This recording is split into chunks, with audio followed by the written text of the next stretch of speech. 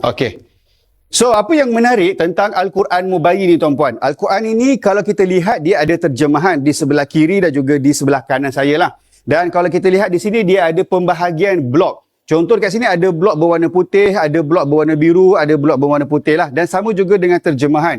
Untuk menentukan blok-blok ni kita dah samakan. Yang mana untuk ayat ini adalah blok yang berwarna biru yang inilah. Kalau yang warna putih, yang ini yang warna biru, yang ini yang putih, yang inilah. Kenapa kita bahagikan? Sebab dekat sini kita nak bagi tahu untuk setiap pertukaran blok tersebut adalah menceritakan satu cerita dalam ayat Al-Quran.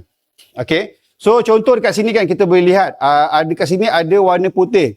Okey, ada warna putih. So ayat ini merujuk dekat sinilah. Ada tajuk kecil kisah Nabi Ismail, Nabi Idris dan Nabi Zulkarnain.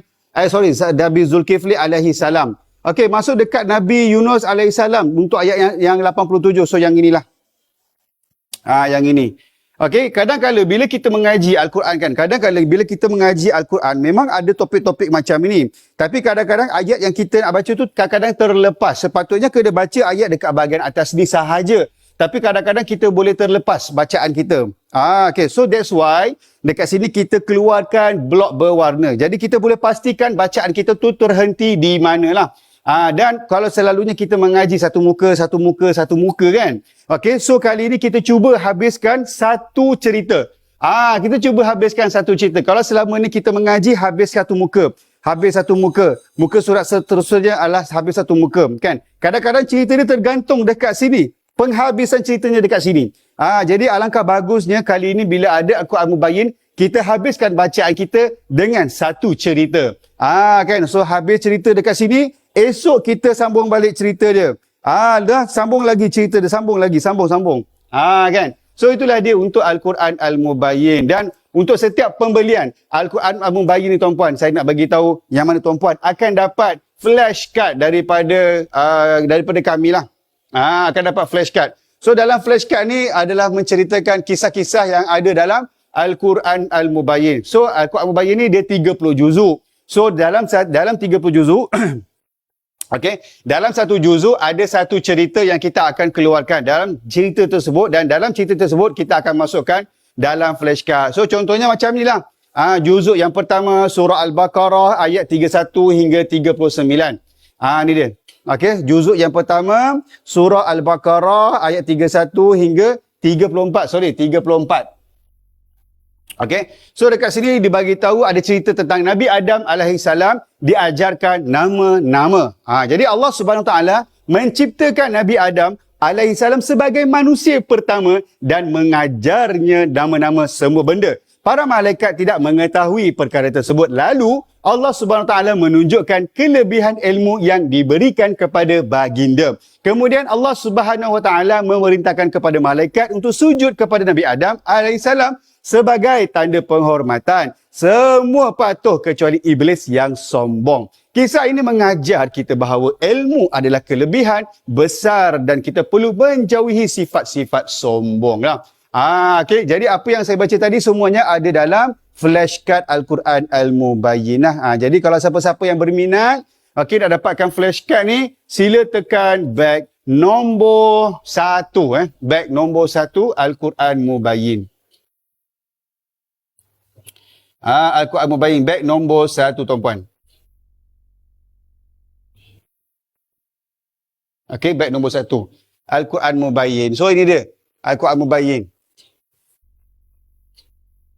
Ni dia.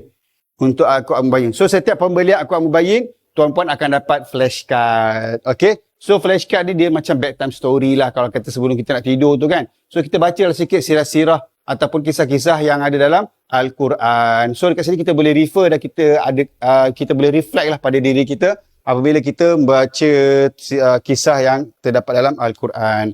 Okey, so ini dia untuk Al-Quran Al-Mubayyin. Yang ni ukuran dia kecil sahaja, bersaiz A5 tuan-puan. Bersaiz A5. Dan untuk Al-Quran ini adalah Al-Quran terjemahan.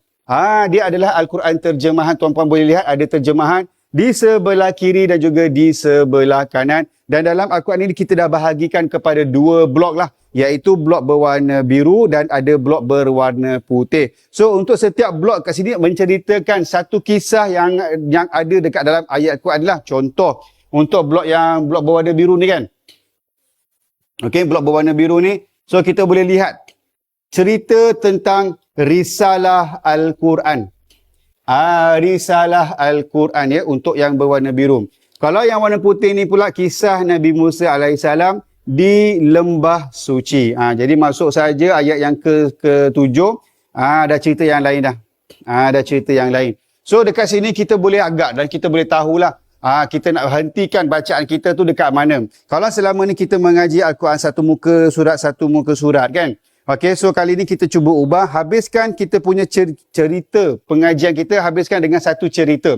Habiskan pengajian kita dengan satu cerita. So bila kita baca dekat sini, untuk habiskan cerita dekat sini, kita habiskan dekat sini. Kita habis kat sini. So esok dah boleh masuk cerita yang baru pula. Esok dah boleh masuk cerita yang baru. Okey, untuk Al-Quran Mubayyin. So esok pula kalau dah habis kan, contoh kita nak habiskan satu muka surat, kita kena tengok dulu kat sebelah dia. Okey, kita kena tengok dulu dekat sebelahnya. Bila kita tengok kat sebelah, oh rupanya masih lagi ada cerita yang panjang. So kita habiskan cerita dekat sini. Untuk sambungan esoknya pula kita ambil kat sini pula. Qalat ya ni kan. Okey, ni tajuk cerita tentang jawapan Ratu Balqis kepada surat Nabi Sulaiman alaihissalam. So esok kita dah boleh sambung cerita yang baru.